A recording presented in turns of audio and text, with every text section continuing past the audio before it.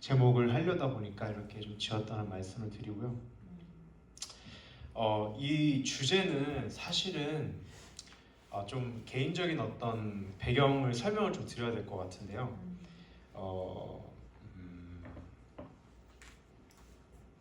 제가 아버지가 이제 목회를 하시잖아요, 작은 교회에. 근데 제가 아버지 교회에서 뭔가 나서서 하는 거를 이렇게 썩 좋아하지 않습니다. 이유가 몇 가지 있는데, 어렸을 때부터 교회에서 이런저런 경험들을 많이 하다 보니까 그 인간에 대한 도가 텄다고나 할까요? 네, 그래서 중고등학교 때도 그렇고요. 중학교 때 중학생인 저와 제 동생을 붙잡고 교회 성도들이 밥을 사주면서 그럽니다. 야, 얘들아, 요즘에 교회가 뭐 분위기가 어쩌고 저쩌고, 우리 교회는 이게 부족하고 저게 부족하고, 우리 목사님은 이게 부족하고 저게 뭐하고, 이런 얘기를 중학생을 붙들고 하고, 고등학교 때도 고등학생을 붙들고 하고, 성인이 돼도 성인을 붙들고 그런 얘기를 해요. 그런 경험들을 하면서, 그러다 보니까 제가 뭐 그러면 안 되지만 저희 교회의 어떤 성도님들하고 사실은 그 식사 교제를 하거나 이런 걸 굉장히 기피합니다. 그래서 성도님들이 그 저희 부모님 이제 식사 대접한다고 이제 자제분들이랑 같이 먹자고 해도 저는 이제 사양을 하고 정중하게 거절을 하고 안 가는데, 그 이유가 그런 배경들에 있습니다. 그래서 그런 관점에서 교회에서도 필요한 곳에서는 제가 나가서 그런 역할들을 하지만 제가 먼저 나서서 그런 거 하는 걸 좋아하지는 않는 것 같아요. 그래서 항상 그래왔고, 근데 어느 날 문득 2023년이 지나고 2024년에 기도를 하고 묵상을 하는데 문득 그런 마음을 주시더라고요. 성현아, 너가 경험한 하나님, 너 안에만 품지 말고 다른 사람들한테 전했으면 좋겠다. 그래서 제가 내심 하나님께 그런 말 안 했지만 제 마음으로 무슨 마음을 품면요, 하나님, 한국 사람들은 성공하고 기가 막힌 스토리를 좋아하는데 저는 그런 거 없는 사람인데 대체 저한테 뭘 얘기하라고 하시는 겁니까? 마음속으로 그런 얘기를 했어요. 근데 어느 날 제가 저희 청년부 학생들하고 얘기를 하다 보니까 문득 그런 생각이 들더라고요. 애들이 교회는 나오는데 이 깊이가 점점 넓어지지 않는 거예요. 넓어지지 않고 깊어지지 않는 거예요. 그러면서 내가 여기서부터 시작을 해야 되겠다라고 생각을 했어요. 그래서 2024년 초에 제가 두 가지 큰 시리즈를 이제 준비를 하는데, 하나가요, 기독교 세계 역사를 훑는 시리즈를 하나 하고요. 그 다음이 이 AI와 관련된 시리즈, 이 두 가지를 6개월씩 해가지고 진행하는 걸로 해서 특강을 만들어서 진행을 하게 됩니다. 그래서 사실 이 주제는 6개월을 해야 되는 주제예요. 주마다 해가지고. 근데 어쨌든 이 짧은 시간 안에 대략적인 흐름들만 이야기를 좀 말씀을 드리고 토론을 하고 또 의견들을 나눴으면 좋겠다는 생각이 드는 것 같습니다. 그래서 그런 그 배경에 있어서 주제를 선정하게 됐다는 거 말씀드리고요.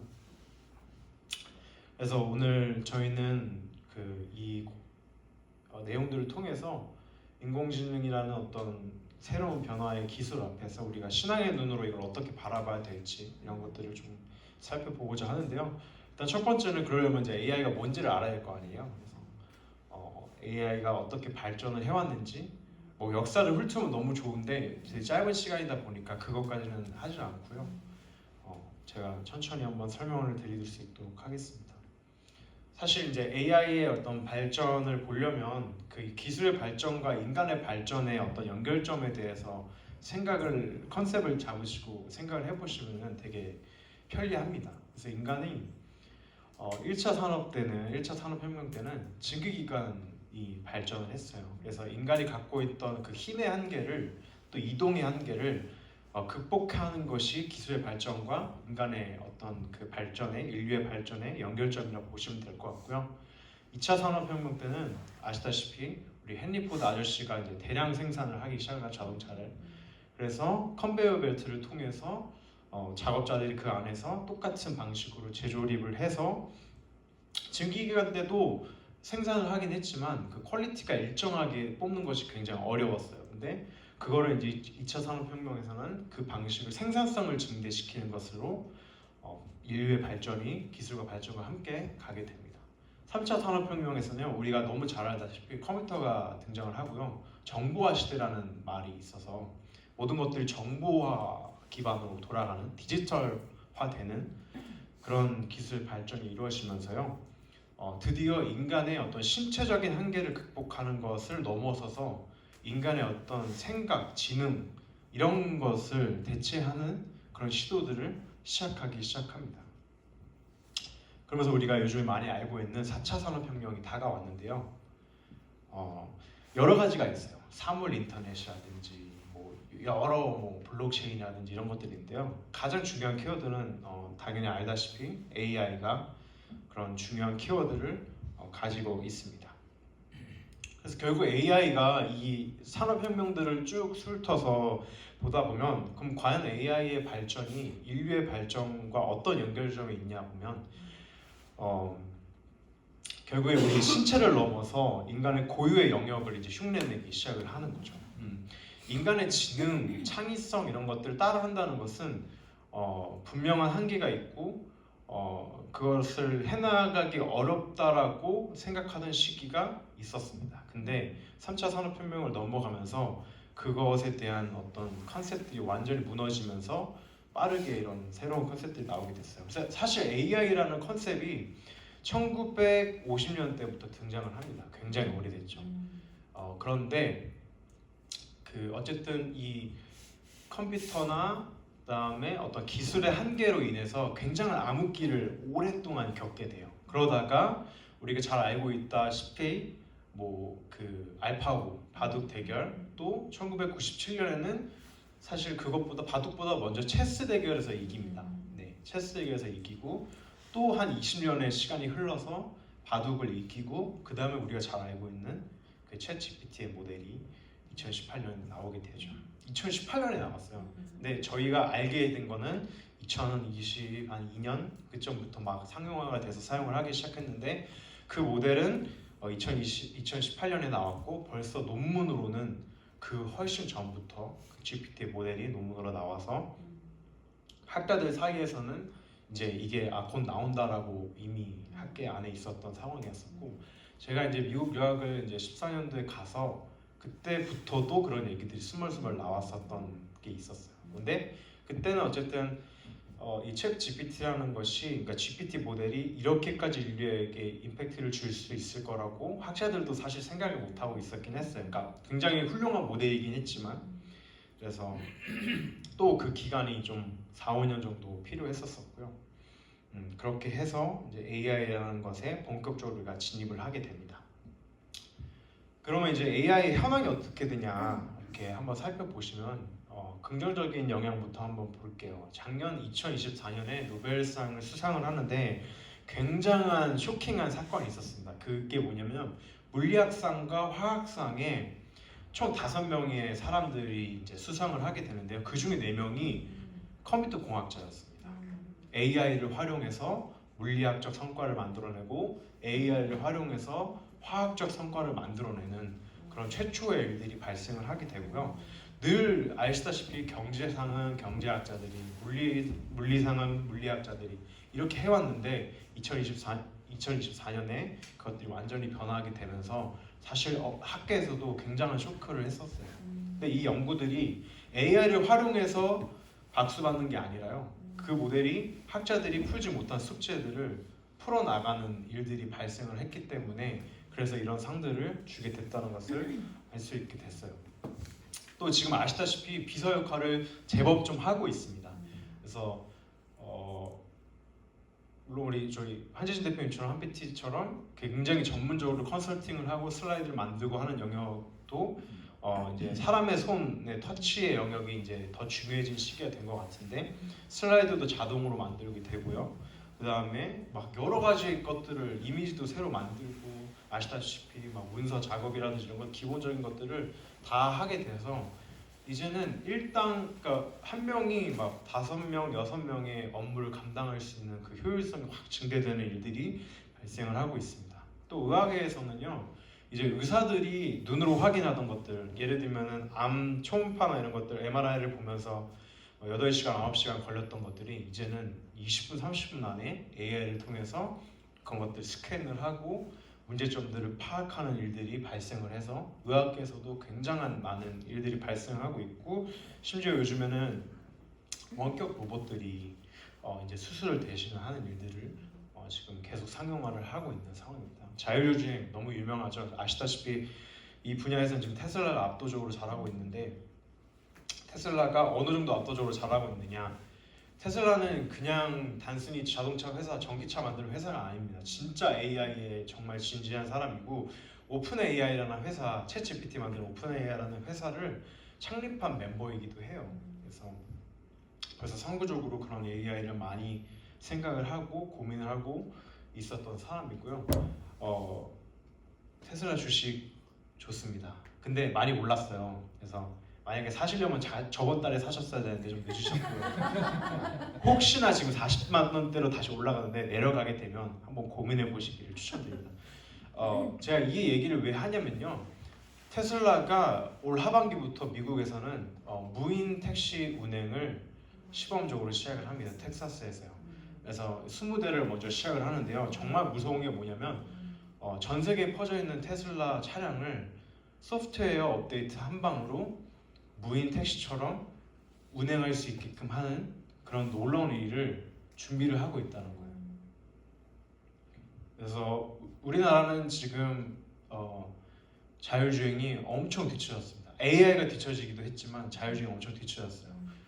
그리고 아마 무인 택시 이런 거 운행을 하려면 쉽지 않을 수도 있을 것 같습니다. 그 조합이나 이런 것도 너무 세서.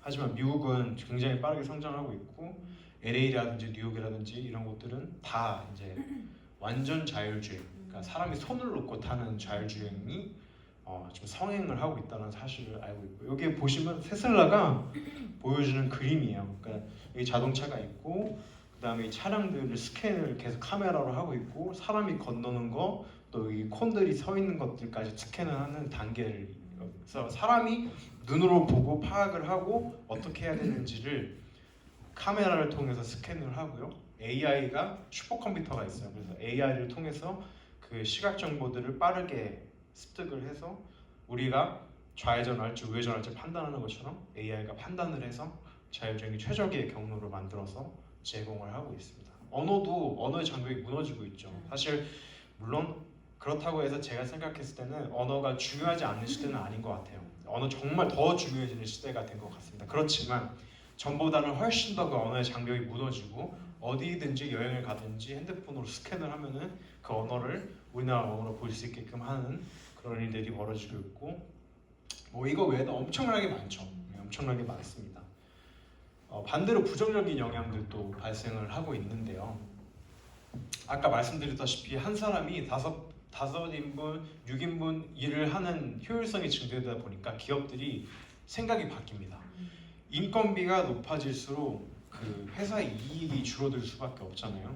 근데 한 사람이 5명, 6명의 어떤 그 업무를 감당할 수 있다고 하니까 이제 취업의 어떤 율이 내려가고 있고, 실질적으로 실직들도 많이 일어나고 있어요. 특히 미국에서는 요즘에 개발자들이 굉장히 위험한 직군에 있다라고 하고, 지금 이제 개발자라는 어떤 그 직업, 그러니까 개발자라는 직업을 다시 정의하는 일들이 지금 벌어지고 있어요. 그래서 요즘에는 미국에서는 개발자가 아니라 AI 엔지니어다라고 바꿔서 코딩을 막 하는데 AI를 무조건 활용할 수 있어야 되고, AI 마케터 이렇게 바뀌었어요. 그래서 AI를 활용해서 마케팅을 할 수 있는 사람, 그렇게 직업군들이 빠르게 변화하고 있습니다. 그래서 지금 저희 젊은 세대들은 이제 AI를 안 쓰면은, 그러니까 마치 전에 마이크로소프트 이런 자격증들이 엄청 유행했듯이 지금은 AI가 없으면 이제 취직을 하기가 어려운 시대가 돼버린 거죠. 또 부정적으로는 뭐 전문적인 용어로 감시자본주의라는 게 있습니다. 그러니까 쉽게 설명을 하면요, 우리 핸드폰이 우리의 모든 정보들을 다 스크리닝을 하고 있다는 거예요. 혹시 그런 경험을 하셨는지 모르겠어요. 친구랑 야 나 요즘에 막 이런 게 필요한데 뭘 사야 될지 모르겠어 이런 대화를 하면은요 인스타그램이나 페이스북 보다 보면 그 광고가 떠요.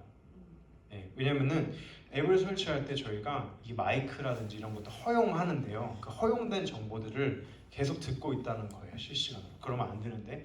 그리고 이 개인정보라는 게 사실은 자본주의에서 가장 가치 있는 어떤 비용적으로 가장 가치 있는 그거 수단으로 생각을 하고 있어요. 그래서 우리는 알지 못하지만 최근에도 SK텔레콤에서 해킹 사건이 있었죠. 근데 그런 해킹해서 된 정보들이 다크웹이라는 곳에서 비밀리에 개인정보들이 거래가 되고 있고 또 그런 일도 발생하고 우리가 잘 알고 있는 이런 페이스북이나 이런 거 만드는 회사들도 이 정보를 굉장히 중요한 어떤 그 매출의 자원으로 많이 하고 서로 거래하고 그렇게 하고 있습니다.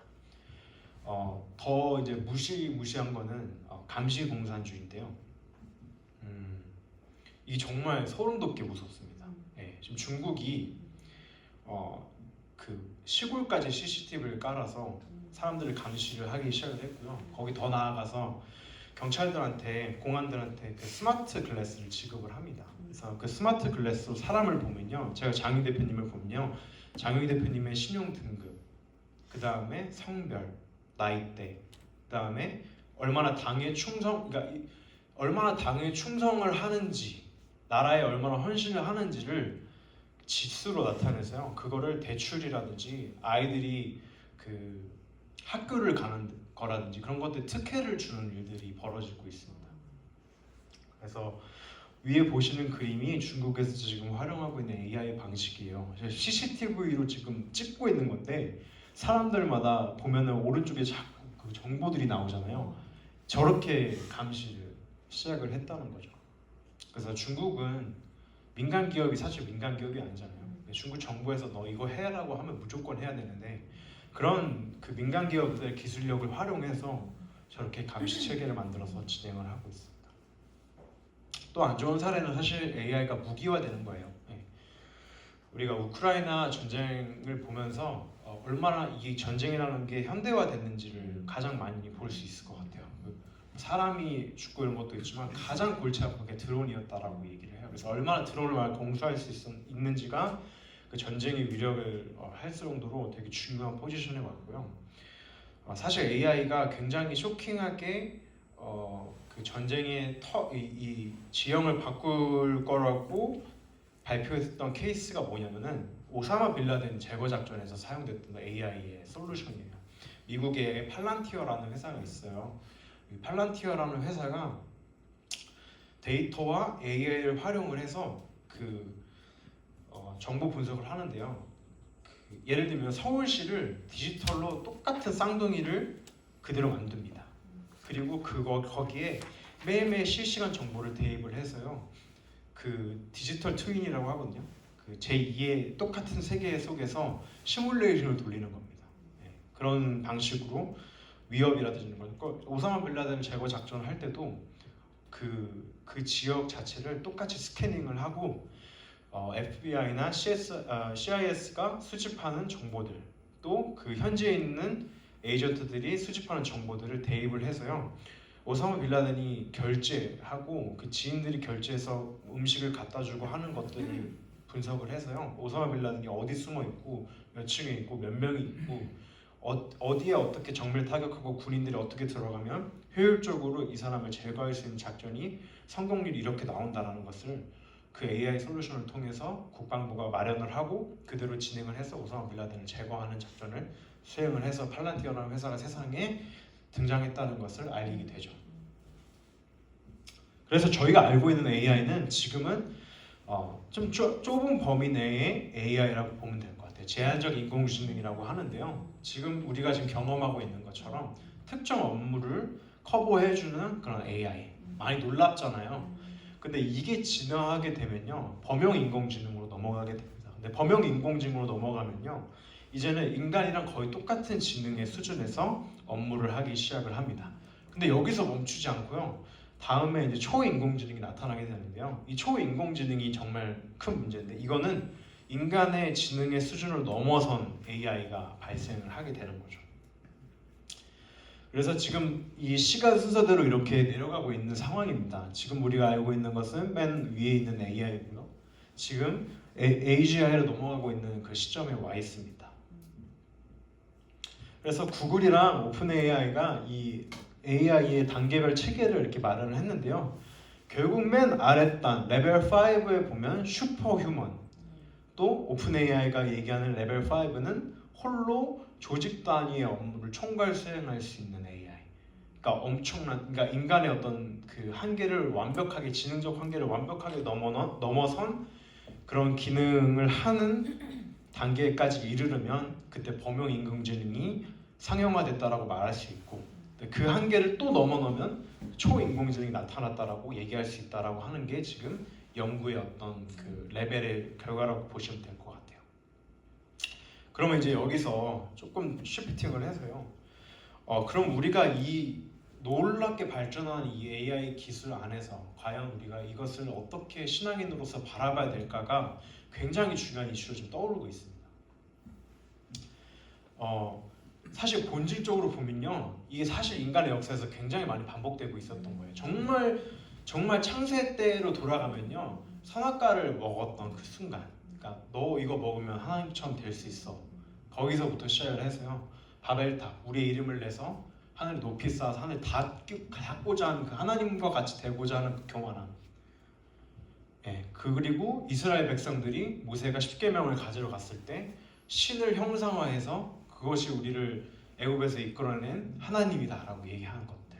그러니까 계속 인간은 이 죄성에서 나오는 게 뭐냐면은 이 하나님을 어떻게 해서든지 형상화시키고 또 우리가 눈에 보이는 것들을 신격화시키고자 하는 욕구가 어마어마하게 강력하다는 걸 볼 수 있어요. 근데 이 AI라는 것이 어떻게 보면 거기에 가장 밀접하게 연관될 수 있는 그 기술 중에 하나가 될 것이라고 많은 학자들이 이제 보고 있는 거죠.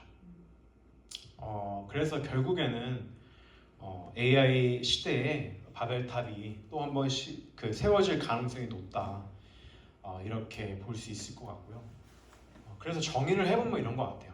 하나님이 우리 우리를 창조하실 때 하나님의 형상대로 우리를 창조하셨다고 했잖아요. 근데 감히 인간이 우리의 형상대로 우리의 피조물을 만들 자가 지금 되고 있는 상황인 거죠. 그래서 결국 인간이 어디까지 AI를 발전시킬 것인가, 이거에 대한 논의가 굉장히 많은데요. 결국 정리된 것이 두 가지 어떤 안이 나옵니다. 두 가지 컨셉인데, 하나는 호모데우스고 하나는 트랜스휴머니즘입니다. 호모데우스는 그 유명한 사피엔스라는 책을 쓴 유발 하라리라는 유대인 출신의 역사학자가 제시한 건데요. 호모데우스, 그러니까 라틴어로 되어 있는데 결국에는 그 뜻이 뭐냐면 신이 되려는 인간이라는 뜻이에요. 그래서 인간이 질병이나 이런 것들을 뛰어넘게 되면서 이제 스스로 이제 신이 되려고 하는 어떤 단계, 거기까지 그 한계를 밀어붙이고자 하는 단계를 이 하라리 교수는 호모데우스라는 컨셉을 통해서 그렇게 가고자 한다라고 설명을 하고, 또 하나 트랜스휴머니즘이라고 나오는 게 있는데, 이거는 결국에는 그런 거예요. 내가 어떻게 하면은 영생에 이를 수 있을까가 가장 중요한 초인본주의적인 생각이에요. 그래서 나의 어떤 신체적인 한계를 어떻게 하면은 이거를 넘어설 수 있을까? 그래서 요즘에 어떤 억만장자가 그런 걸 하고 있죠. 젊은 사람의 피를 이렇게 해서 수혈을 해가지고 젊어지는 막 그런 프로젝트를 하기도 하고요. 그 다음에 어떤 신체의 어떤 일부들을 업그레이드를 해서 계속 그 기계와 인간이 하나가 되는 것들의 컨셉이 트랜스휴머니즘이라고 보면 될 것 같습니다. 그럼 여기서 이제 또 다시 한번 이제 관점을 전환해서요. 그러면은 여기서 그럼 가장 중요한 게 무엇이냐라고 하면은 결국에는 본질이 무엇인가, 기술의 본질이 무엇인가, 신앙의 본질이 무엇인가, 우리가 믿는 것에 대한 본질이 무엇인가를 계속 얘기하는 것이 중요하고, 결국 AI가 인간에 대한 계속 고민이 계속되고 있는데, 그럼 과연 인간이란 무엇인가에 대한 것이 앞으로 어마어마하게 많이 대두될 것이라는 게 지금 얘기가 많이 되고 있는 것이라고 생각하시면 될 것 같아요. 근데 결국에는 인간이 무엇인가, 어딜 향해 가는가, 인간의 끝은 어딘가에 대한 정답을 말해주는 게 결국 성경밖에 없더라고요. 사람들이 계속 찾아요. 그러면 AI 시대에 대비해서 인간이 할 수 있는 고유의 영역이 무엇인가, 인간은 뭘 해야 되는가를 고민하는데 이미 성경은 인간이 이런 시대에서 너네만이 가질 수 있는 것이 무엇인지 하나님이 너네한테 준 것이 무엇인지를 명확하게 얘기하는 겁니다. 그래서 우리를 흙으로 지으실 때 생명을 불어넣으시잖아요. AI가 아무리 발전해서 로봇에 그 인공지능을 탑재를 해서 인간과 같이 만든다 할지라도 거기는 생명과 또 늙어감과 죽음이라는 걸 경험할 수 없는 겁니다. 근데 그건 하나님이 우리에게 인간에게 주신 그 사이클인데 그거를 AI가 경험할 수는 없는 거죠. 그리고 영혼 이게 정말 중요한 건데요. AI가 사람의 감정을 흉내내고 또 그렇게까지는 갈 수 있지만 하나님과 연결되는 이 영은 정말 따라할 수 없는 영역인 거죠. 네, 그런 영역들. 또 AI는 임무를 부여받고 또 인간을 돕고 뭐 도와주는 역할을 하겠지만 하나님이 인간에게 주시는 사명, 내가 너를 여기에 보내는 이유가 있다라는 그 계획은 AI에게 적용될 수가 없는 거죠. 또한 남녀 간의 사랑, 하나님이 주신 그런 사랑의 관계들이 또 공동체의 사랑이, 교회의 사랑이 AI한테는 전혀 적용될 수 없다는 거. 그럼 여기서 우리는 힌트를 찾을 수 있는 겁니다. 그러면 이제 우리가 살펴봐야 되는 건 과연 이 AI 시대에 우리는 그리스도인으로서 어떤 답들을 해나갈 것인가 이런 얘기를 할 수 있을 것 같은데요. 결국엔 핵심은 그런 겁니다. 누가 이 시대에 맞춰서 이 싸움의 주도권을 잡는가예요. 그러니까 도구는 항상 동일하게 믿지 않는 자들이든 믿는 자들이든 동일하게 제공이 됩니다. 근데 그것을 누가 주도권을 잡느냐가 굉장히 중요한 싸움인 거죠. 그래서 우리한테도 똑같이 주어진 부분입니다. 과연 기술을 복음의 도구로 사용할 것인지 아니면 우리도 믿지 않는 자들과 똑같이 우상화시킬 것인지에 대한 고민.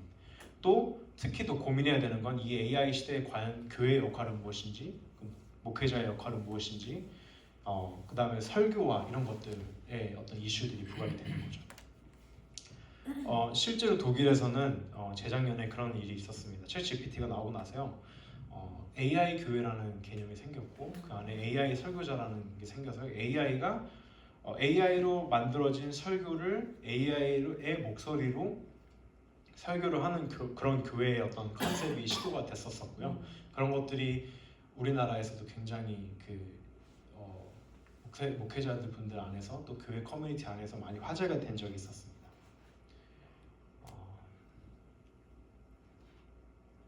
근데 너무 두려워할 필요가 없는 게요. 명확합니다. 우리가 해야 되는 역할은요. 이러한 변화들을 정확하게 이해하고 또 가장 중요한 건 분별하는 겁니다. 분별하는 거고 또 마지막엔 이것을 우리에게 주어진 이 시대의 어떤 변화들을 우리가 어떻게 잘 사용할 것인지. 그래서 저는 물론 AI의 이런 인류학적으로 많은 부정적인 영향을 줄 수 있지만 또 한편으로는 선한 목적, 하나님의 목적을 가진 사람들이 이것을 잘 사용하면은 또 그만큼 파워풀한 툴이 없는 것이 또 AI라고 볼 수 있습니다. 그래서 결국에는 그 신앙적 분별과 성경적 가치관이 우리한테는 정말 키이고 또 이것을 가장 중요한 거는 지금 이 시기에 지금 이 살아가는 그 세대들이 어떻게 이것을 받아들이느냐가 굉장한 중요한 태스크로 되고 있습니다. 제가 정확한 명칭, 그러니까 그 정확한 그 서비스의 명칭은 얘기하진 않더라도요. 그 AI가 발전하면서 여러 해외도 그렇고 국내도 그렇고 여러 신앙을 도와주는 AI의 어떤 앱들이 서비스에 나오기 시작을 했습니다. 제가 써보면서 또 주위의 어떤 피드백들을 보면서 많이 놀랬던 건 뭐냐면요. 정말 AI가 하나님처럼 느껴지게끔 만들 수 있다라는 것에 대한 두려움이 확 오더라고요. 이제 더 이상 젊은 세대들이 목회자한테 가서 신앙 상담 안 합니다. 네. 지인들한테 가서 신앙 상담 안 합니다. 왜냐면 챗GPT가 신학적으로 더 뛰어날 수 있거든요. 왜냐면 정보가 워낙 많기 때문에. 네. 그래서 정말 조심해야 될 필요가 있고 그래서 굉장히 중요한 영역이 뭐냐면 바로 제가 생각했을 때는 AI 시대는 우리 그리스도인들에게 영성의 시대이다 라고 정의를 할 수 있을 것 같아요. 이제 동일하게 옛날에는 뭐 그 대학 졸업장에 의해서 어떤 그 수준의 편차들을 파악을 했다고 하면요, 이제는 그게 무의미한 시대가 되어버립니다. 동일한 지능을 가지고 또 동일한 인공지능의 툴을 가지고 이제 활용을 하는 시대가 됐으니까 누가 이거를 다 더 잘 활용하느냐인데요. 여기서 이제 AI는 우리 인간이 갖고 있는 고유의 창의성도 앞으로는 대체할 가능성이 높아요. 그럼 이제 마지막 남은 게 결국에는 영성이거든요. 하나님이 주시는 아이디어, 하나님이 주시는 마음, 이런 것들을 누가 이 시대에, 이 흘러가는 시대에 이걸 캐치해서 이 시대에 반영할 것인가가 굉장히 중요해지는 시대가 되는 거죠. 그래서 우리 그리스도인들이 그런 것들을 고민하고 생각하는 것이 너무 중요하다는 것입니다.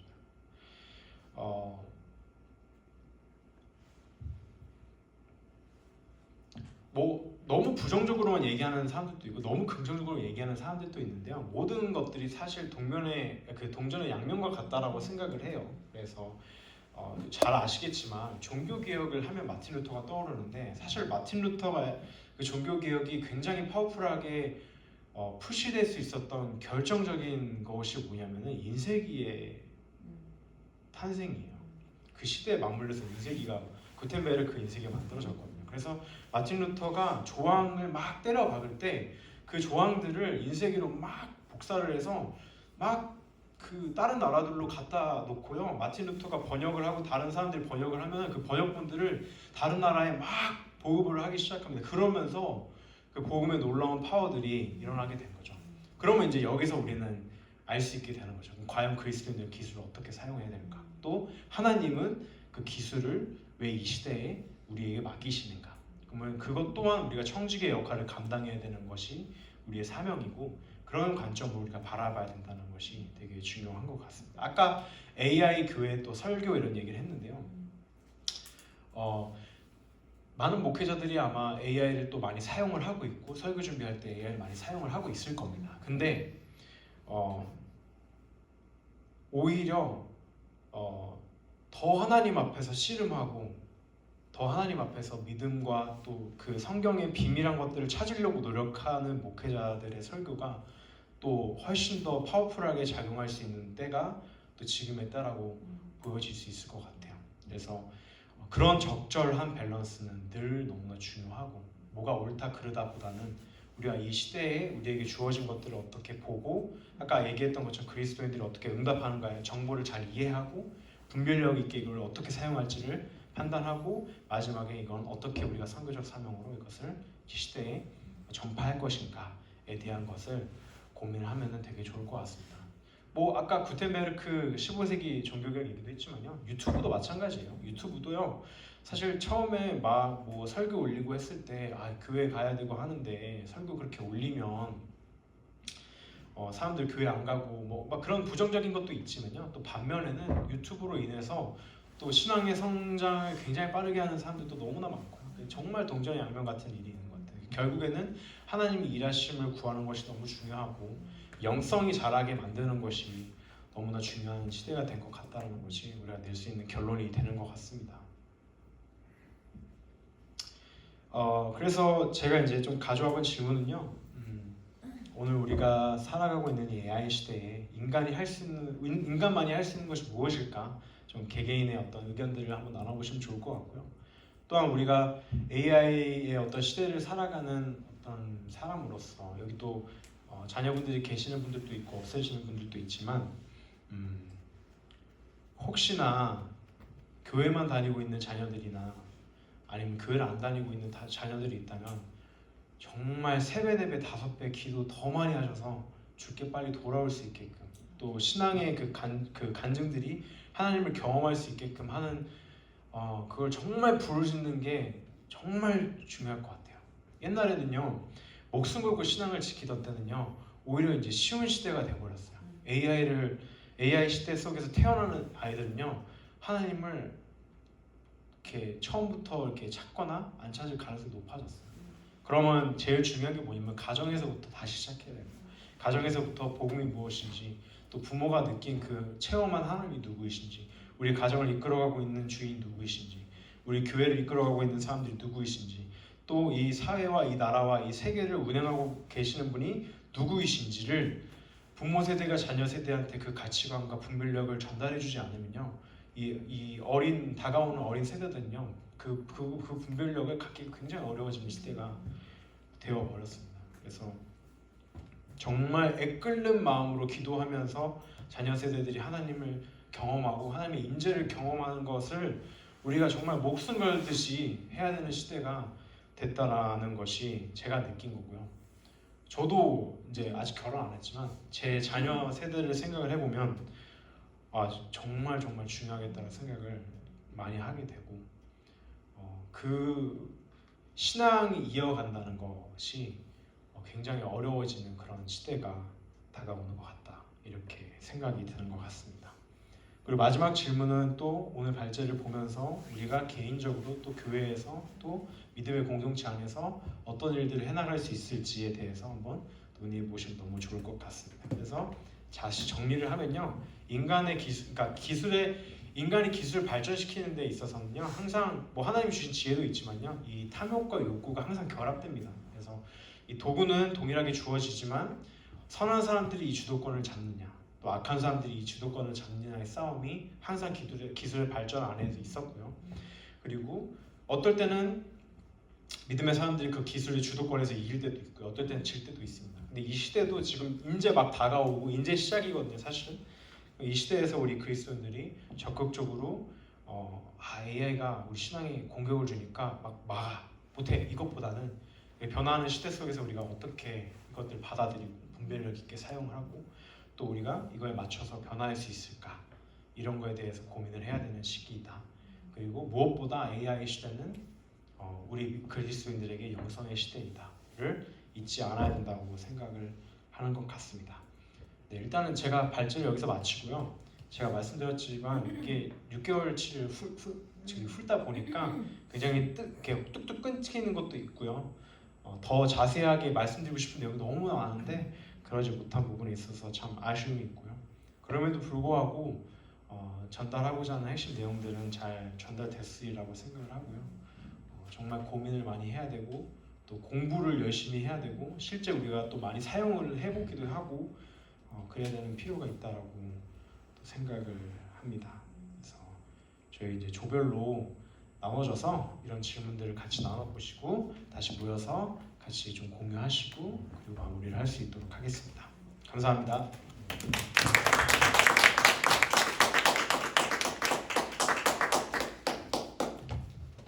네, 발제를 바라보는 모습이 어떠셨을지 유익하셨나요? 뒤에서 보는데 대표님들의 뒷모습 보이잖아요. 뒷모습이. 근데 눈빛이 어떠실지 상상을 해봤는데 김성현 포럼 팀장을 보는 눈빛이 굉장히 따뜻했을 것 같다라는 느낌을 뒤에서 받았습니다. 지금 저희가 인원이 굉장히 조금 아담한 느낌이잖아요. 그래서 한 세 분 네 분씩 하면 될 것 같은데 그 여성민 목사님 먼저 일어나셨는데 목사님 몇 조에 가시고 싶으십니까? 지금 최종 인원이 결정되면 네. 그 중에서 알아서 가겠다. 쪼커처럼 가시겠다. 원래 저는 가겠습니다. 2조로 가주시는 거고 그러면 1조에는 저 성현 팀장이랑 저랑 이렇게 4명이 있을 것 같고요. 그러면은 목사님은 3조에 그러면 좀 해주시면 좋겠습니다. 지금 포럼 주제 관련해서 이야기 나누시고 한 10분, 15분 정도? 8시까지 할까요? 그러면요? 괜찮나요? 8시 정도까지? 해도? 네. 조금 생길게요. 55분까지 하겠습니다. 10분만.